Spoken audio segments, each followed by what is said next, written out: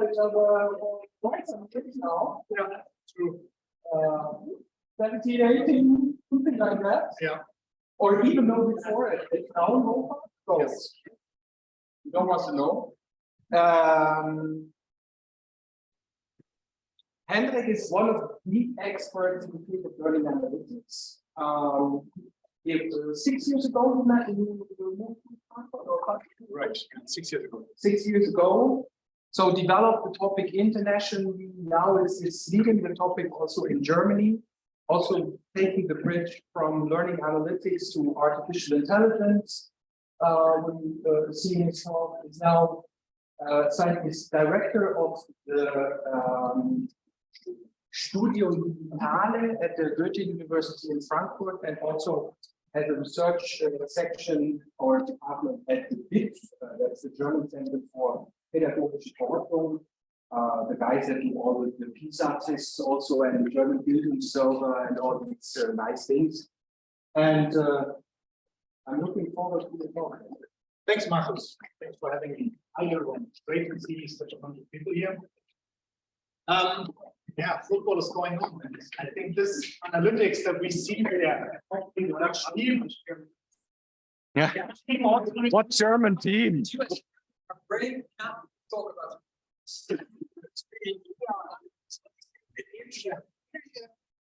So it's obviously not the analytics that the German team had, but hopefully the analytics that the Dutch team has, because this is what we want to give for the Dutch people. The Dutch team is really highly informative analytics, and we want to bring this to the students. So that's my eye catcher. I just adapted the slides a bit after Simon's presentation, because you can imagine when I moved from the Netherlands, I have been in the Netherlands for 10 years, 12 years doing analytics. And then I moved to Germany because there was a chair of learning analytics. The first one, I changed my program and called it Trusted Learning Analytics. Because, yeah, you know, data privacy is really big in Germany. The lawyers are really after you. And for instance, during the Corona pandemic, some of the teachers here became YouTube stars. In Germany, they have been reported to court by the data protection officer because they use tools that have been not be allowed. So data protection is a hot issue. And so we had a first program we called Trusted Learning Analytics, going from black box to white box, basically. But this is kind of completed, so to say. So we have all the means that we need, and we roll it out at this moment, basically, in the Impact project. It's not here. So the Impact project is a 4-year implementation project where we take the means we took from there and bring it up. And we learned a couple of things. So, for instance, one thing we did in the beginning is we made this interface. I don't like this pointer. You can double click the upper button and then it should shift to another pointer. This is the lens, and then you get a pointer. But anyway, what we did is we thought, okay, we have these privacy rights, right? GDPR,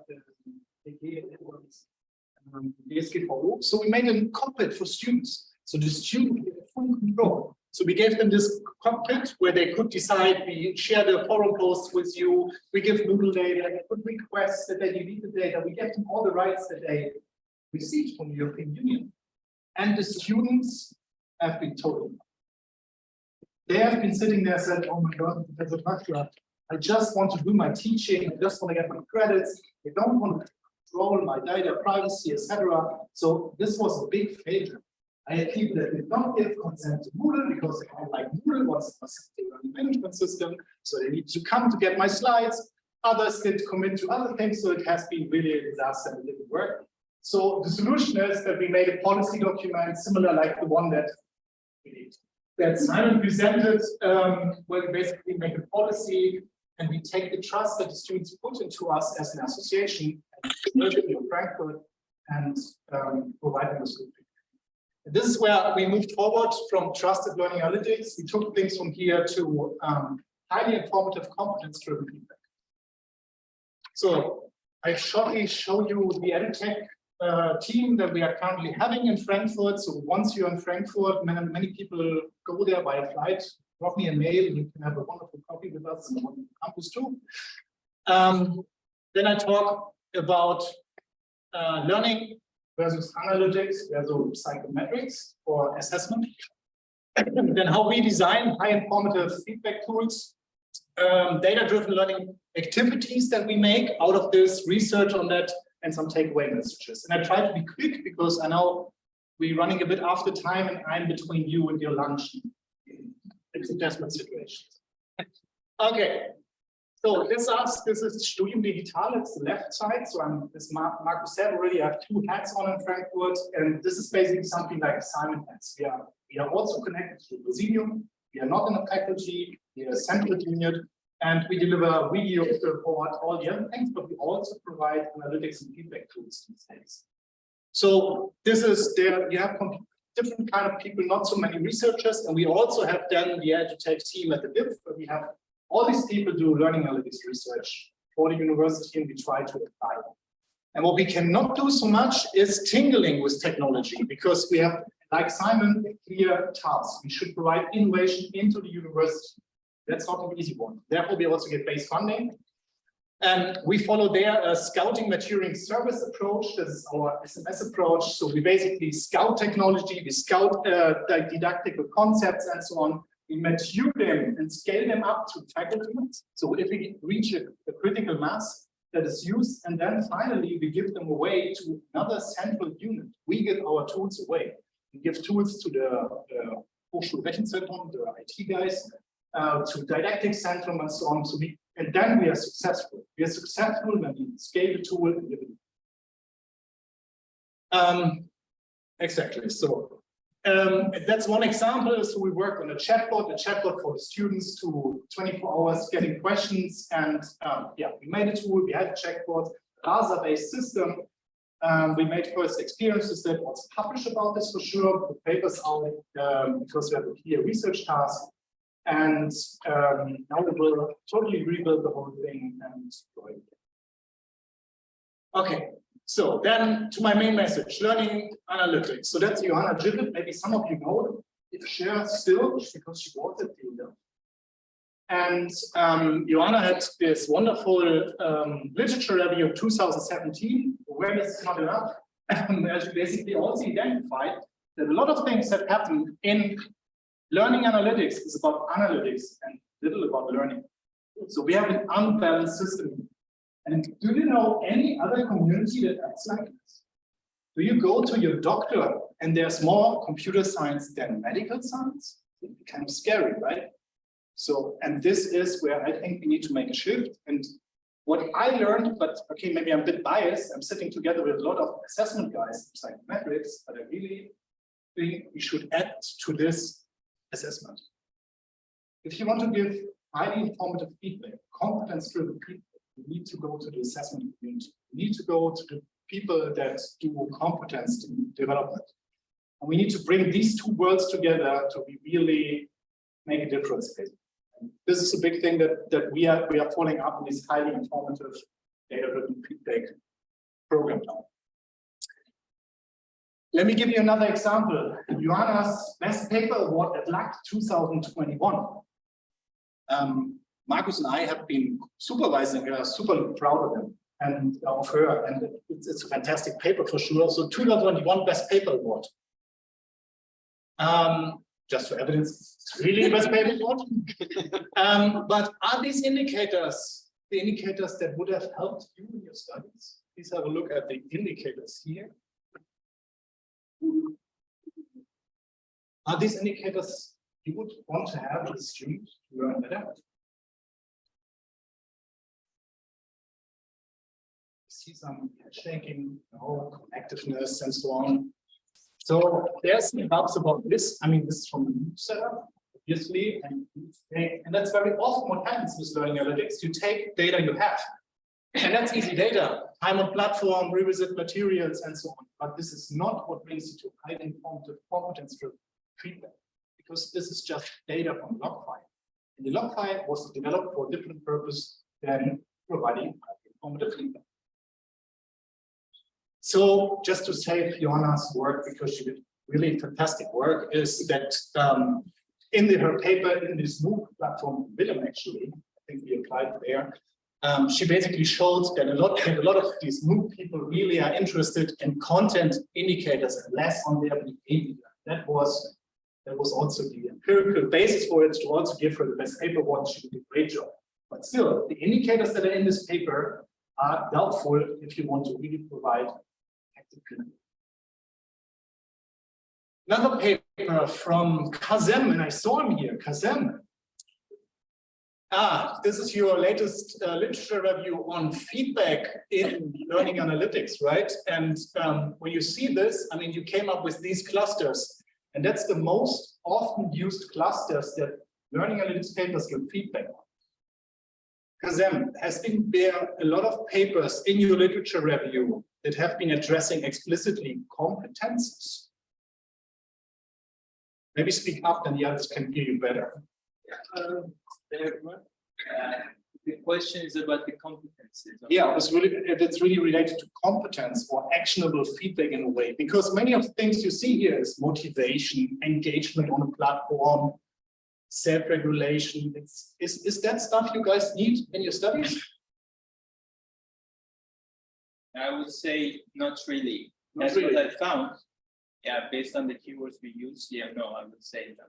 And the paper is from 2022, so it's pretty recent. So it's not only Joanna's Best Paper Award, it's also the literature review that proves again, we do cool things, we can do cool things with analytics, but there's a lot of things that still play around these log files data we have. So we need to make specific log file information. And then you get to something like this, digital competences, competence development. This is the assessment community, right? You should talk to. It's about having a competence that is split in different levels, and you have also different levels of achieving this. And we need to consider that to also provide them highly informative feedback. So we aim to develop learning analytics feedback systems to support knowledge creation and competence development with that program that we currently run. That's really not an easy task, and I want to show you what we did for this. Just who of you is psychometric or used to this community? Hands up. One. This is exactly what I mean. There's a lot of things going on in the assessment community in psychometrics. They even use different terms than we in learning analytics. They talk about stealth assessment, right? Stealth assessment. We would say it's process data you use for feedback. So we have different terminology. We need to bring them together, and we can win a whole new world out of this. This is Psychometrics, Miss Levy evidence-centered design approach from 2003.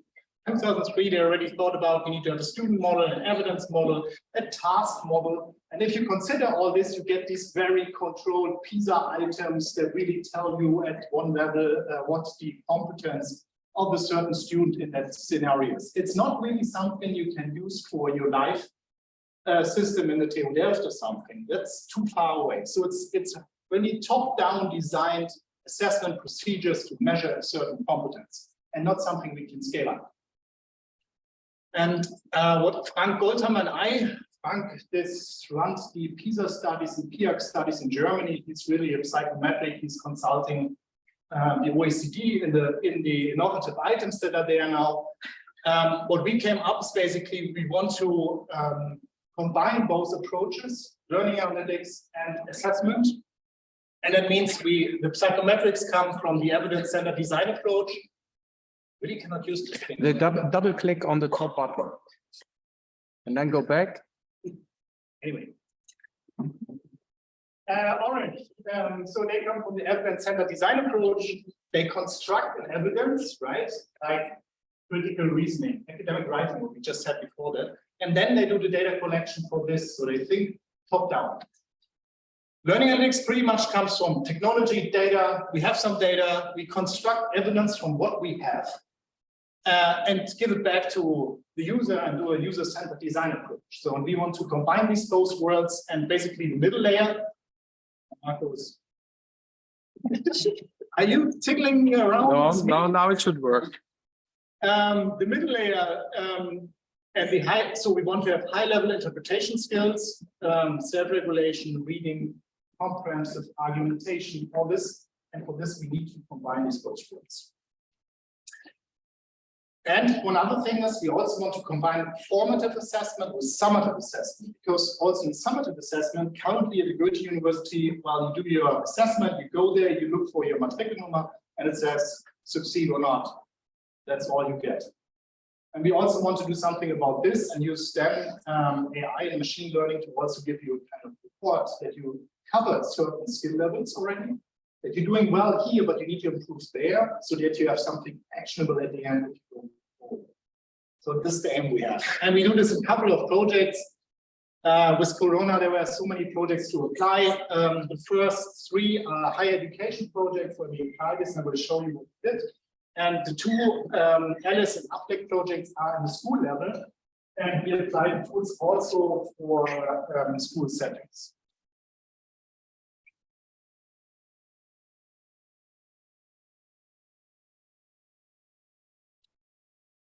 Okay, how you give good feedback, and you quickly get to HICF, who did this meta study on effective feedback.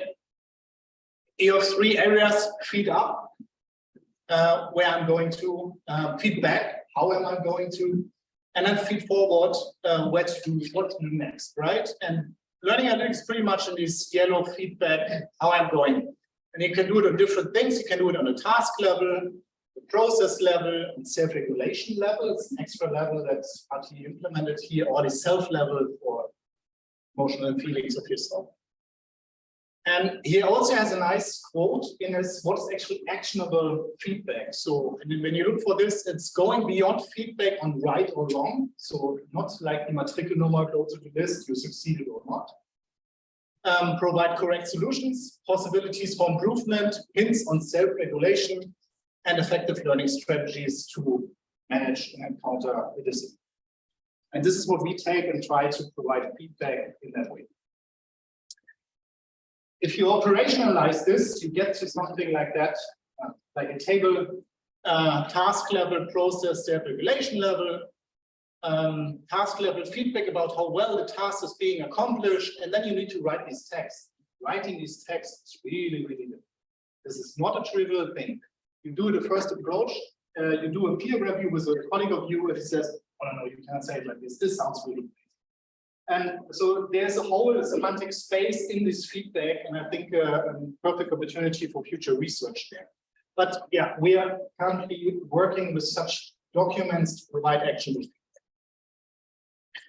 So how we design our feedback, we as mass process, bring it into the university. We have a standardized process in Studium Digital and the EduTech team. So we start with learning design for customized solutions. We then go to prototype development for a feedback system. We often do qualitative research also with thinking aloud, eye tracking, whatever. Then we go into hypothesis testing with large-scale assessments where we have 1,000 students in Einführung Programmierung 1 or Introduction into Psychology, 1,200 students. And we go into that to test our hypothesis and our feedback systems. Yeah, then further product service collaboration. Actually, that's feedback. I'm still here. Oh, yeah, feedback. Still you on the slide here. and then we have the rollout. We like the rollouts that we do then with our policies and systems that we bring out. And we do these things kind of right because there has been some awards here and there that kind of reconfirm us we are doing something right. And now I will show you how we do this in the learning design process, because it's also what Simon said, and I changed my slides actually during Simon's presentation because I want to go deeper into the learning design process. That is so important. He touched on it already. So where is learning analytics becoming powerful? You have your learning design, you plan your course, right? Then normally you go then into the course, you see the behavior, and you have action after the analysis, and you adjust your course. And learning analytics can be in the middle. It's the thermometer you can put into the course and to see, okay, things go well or not so well. Right? This was something 2017 too. We then made our own design cycle. I mean, there are many of these design cycles. There's 4CID, it's just, well, this was ours. doesn't matter, where we basically have built a landscape that we can talk to someone. I can talk to Marcel and say, Marcel, I'm level 5 creation and I'm encountering this problem, so we can talk about the design. We have a template. And from this template, we create then different metaphors, we call them, but they could be learning designs where students, teachers have certain activities, and these activities bring log data into our system. Right? This is where we design highly informative feedback, because we're really considering what they are doing, and we consult with the teacher what could be the log file data that is generated here to tell you it goes right or wrong, and what could be given to the student. So we have a couple of these templates we also want to use for the rollout in the university.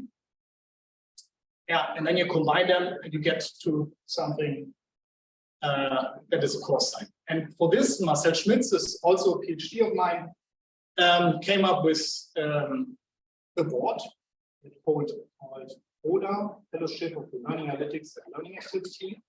And this is a very powerful method. It's really a very, very powerful method, because you can talk to an instructional designer and you can consult him on what he could do to get analytics into his course. And they can come with their course. We don't need to do something from scratch.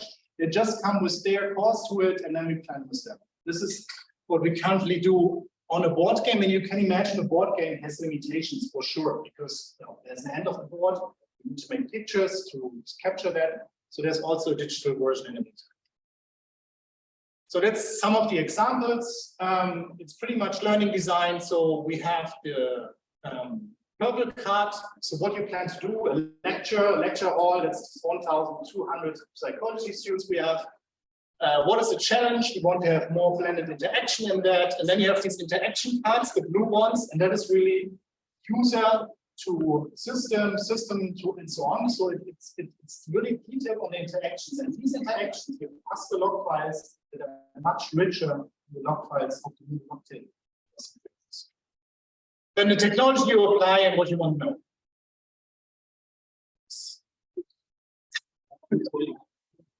No, it's leaving instead. I brought you a little video we made for LAC 20. LAC 20 should have been in Frankfurt, and as you mentioned, the LAC conference is in March. And we prepared everything for having a festival, 10 years of LAC in Frankfurt, and then pandemic happened. So we switched on from being present to online in 2 weeks. Well, and it was also a success somehow. It felt different. It was very exhausting, actually. But and for this present conference, we made 100 of these games and brought it there. And you can imagine they're still in my office. So if anyone wants to have a board game,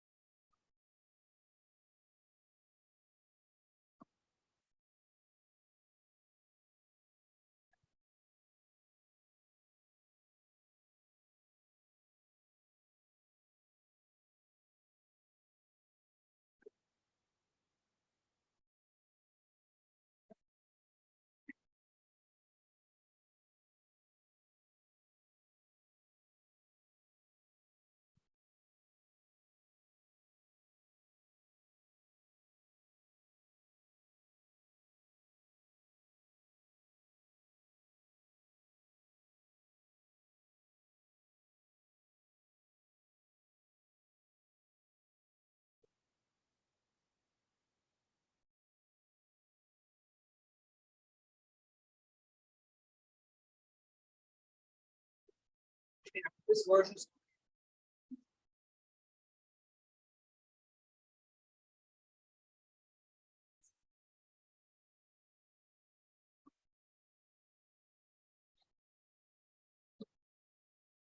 So the version that you just saw, this digital version, that was just a master work. Basically, what we now have is a fully collaborative working environment.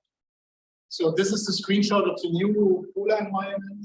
It still needs to go through an HDI process to make it nicer, but it's as powerful as the board game. And you basically see here a scenario that we made out of this, and it's really something, a flagship that we have two developers behind it, continuous update that system. And it really brings you from a method for learning design and learning analytics to a knowledge nugget system for your institution.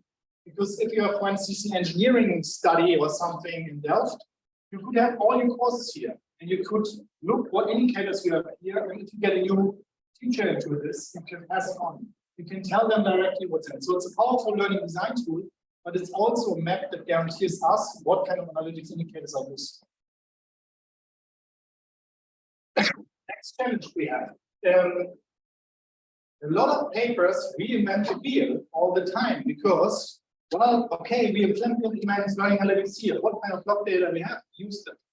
And for this purpose, we made a repository of the last 12 years of learning analytics conference and basically collected all indicators there.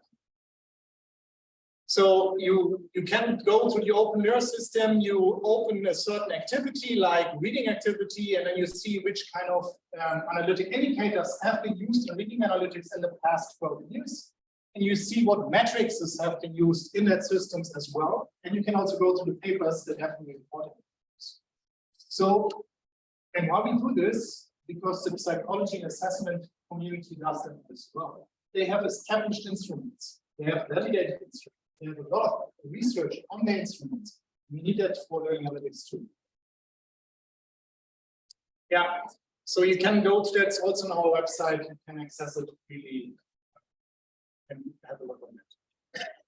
And that's Polar in action, where we have been at the IPN and Kiel and basically designing with biology, math, chemics, and bio teachers, learning analytics activities that are implemented into a module course for the students there. And you see, it's not always fun to work with the method, but it's really helpful. Okay. And now I show you the 4 things that emerged out of the interaction with Polar. We have a reading analytics widget that came out of Polar. We have a concept analytics tool that made out of Polar. We have a group analytics system that made out of Polar, and we have a text analytics system, but not like the session before, this writing analytics on grammar. It's more concept checking tool that we apply.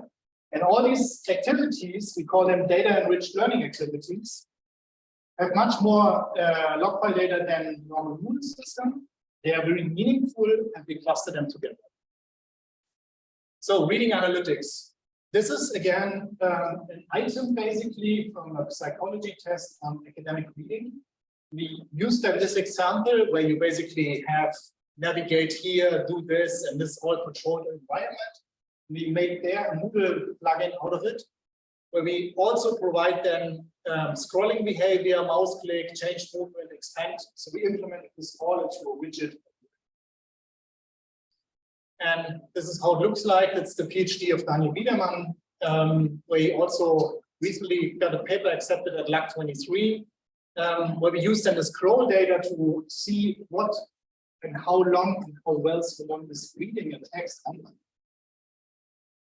Well, you need to be online. You cannot do this on your PDF on your computer. You need to do it online.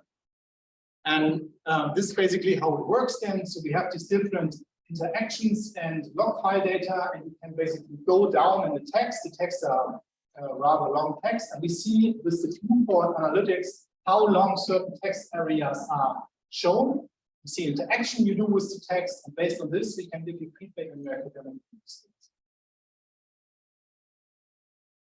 Concept analytics. Another tool that came up, and it has been, I don't know, so applicable to many disciplines, because concept maps, everybody can do something with a concept. Bio can do. Actually, all of them, behalf of math, physics can do, all of them can use a concept map basically. And we use this concept map tool and created it again in Moodle and to people. So it's a preset. You have to follow a task. You watch a video, read the text, or whatever is the primer. And then you need to build a concept map in the online environment and submit it. You have 2 weeks for this. And we see how often you go to the concept map, how much hesitation you have, how you put the files, how you label them. So we have a lot of process indicators about how you do the concept map. And at the end, we compare your concept map to a master solution with NLP and can also tell you how well you did it.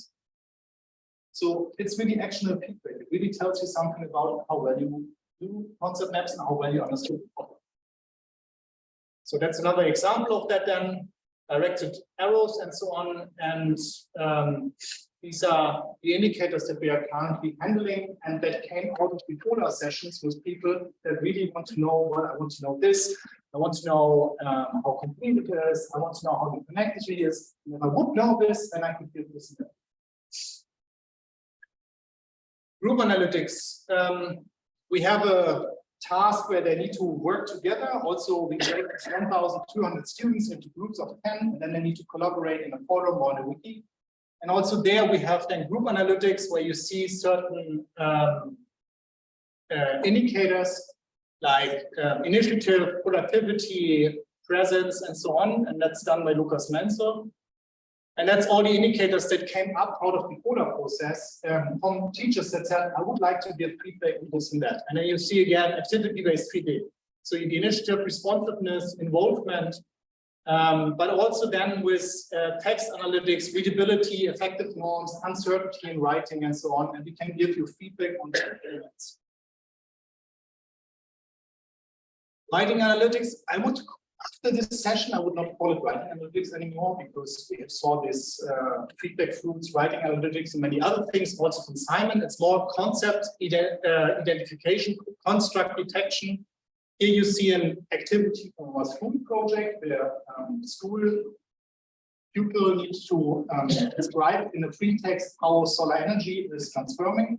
And they put a short text into it. We basically train the language model on this short text that indicates then if the student understood this well, the pupil understood it well, then gives this back to the teacher in a kind of light station, red, orange, green, how well they understood it. That's another thing that we currently taught now also to higher education and longer abstracts. So it's different than the feedback group with all the adaptation and so on. It's really on concept and understanding. And then delivering the feedback. There we built on the work that we saw this morning from Simon. We also work with the on-task system in Abelardo Hadu, who invented it the first time. We don't really use on-task because it was not so handy for us, so we made our own, but we still go with the same principle.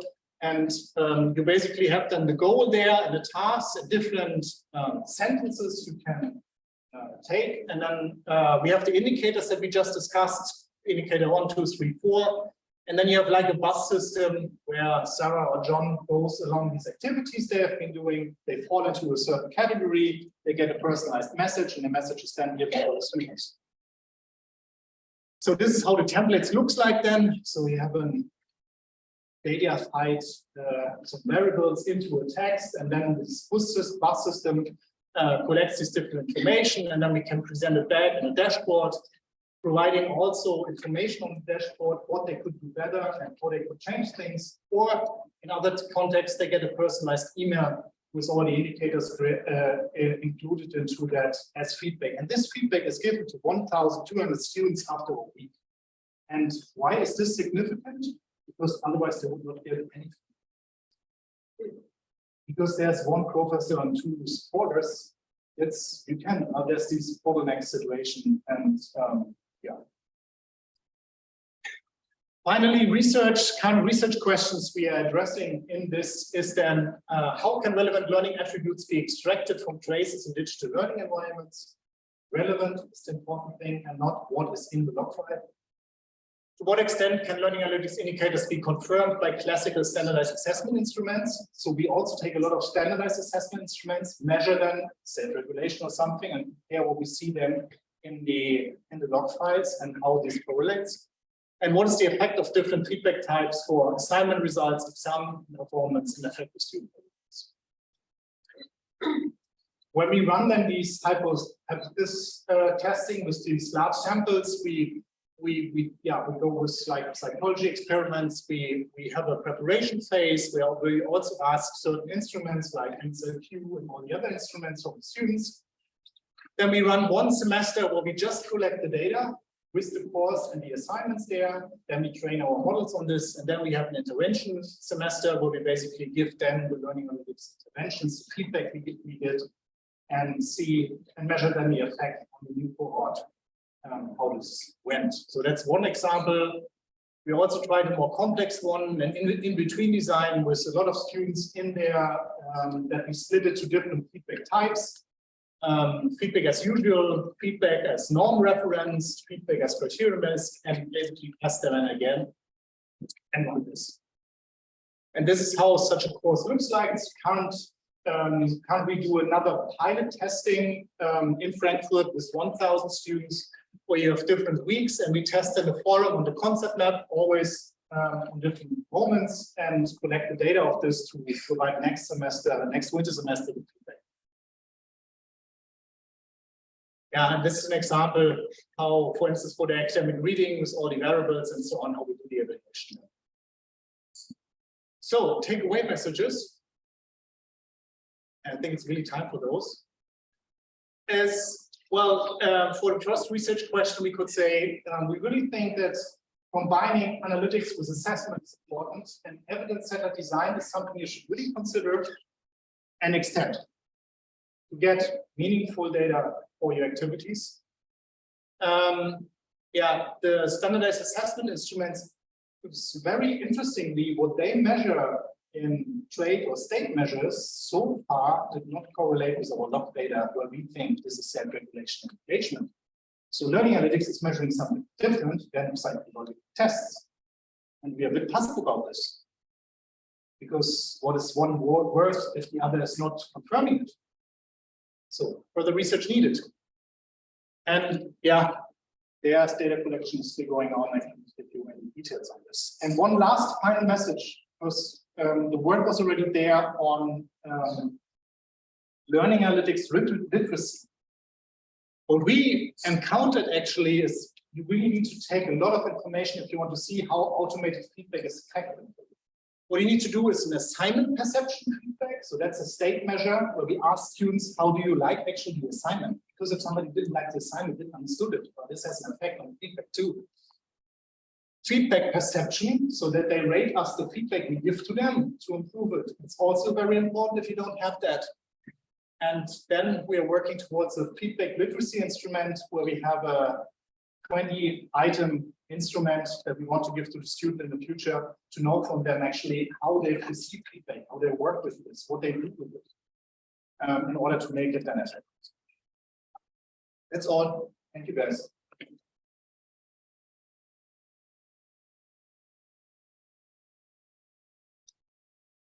One. The rest at the launch. No question.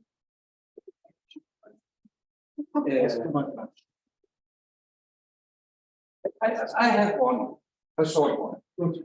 So, I mean, what you, in a sense, what you're talking about, also the current log files and what is logged and all these events is not really helpful for supporting learning and good feedback. So, if I get it right, also what you propose is like you have this photo process, go into really understanding what you need to log to get good feedback, and then you redesign systems and build new systems that allow for it. Where do you see an opportunity also for working with existing infrastructures to like use these events you have learned about and build them into running infrastructure or running systems in university? Yeah, I would definitely, there's also advantage of this. The question what you want to achieve, right? You can give feedback on engagement and self-regulation with what you have in the log table. Question is if you want to extend this, and if you have very specific needs, then I think we really need to consider new data that should be tracked. And What we currently do, we put it then as a widget into Moodle, and well, as a database behind it. It does not demand too much from an organization to collect this additional information and do the research with that. Thank you. Thank you, Hendrik. Lunch is there, and we start on time at 1:30. So you have 40 minutes. And 30 minutes.